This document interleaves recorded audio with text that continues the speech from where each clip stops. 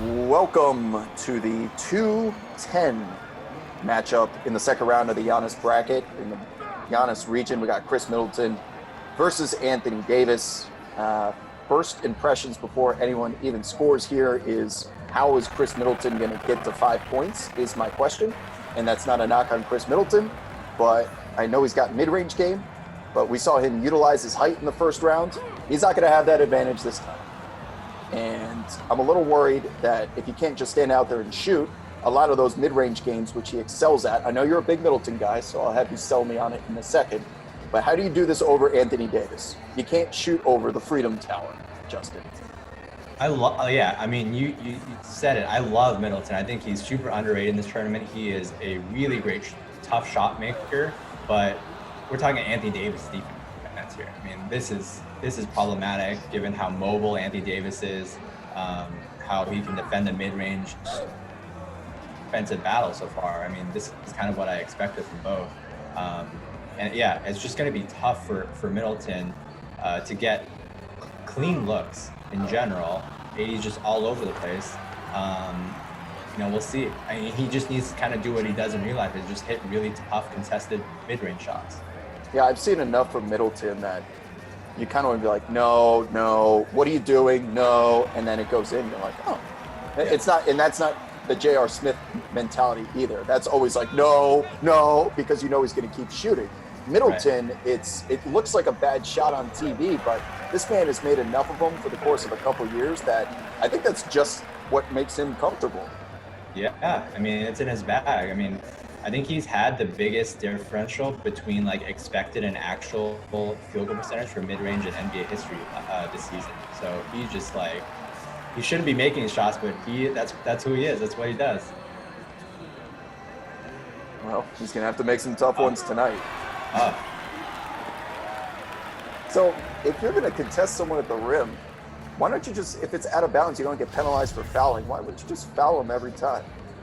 Right. Middleton's got that snowflake icon now. Oh, this is tough. He's got the snowflake down only one. Just a testament to Anthony Davis's defense. Well, a testament to how good the defense overall in this game has been. Middleton's a really good defender as well in his own right. We're seeing another guy in this region in Karl Anthony Towns.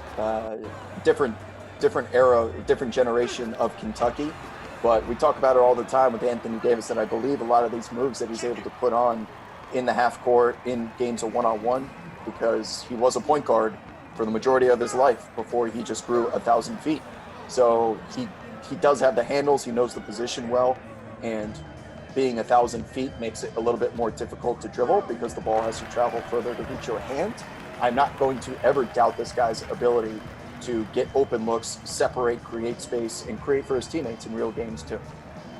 Yeah, the difference so far, AD's been able to get some good looks around the rim, use his height advantage, got a couple inches, like 3 inches on Middleton, and stuff like that, just living around the basket, and Middleton just having to settle for a diet of really tough mid-range shots that AD is easily contesting.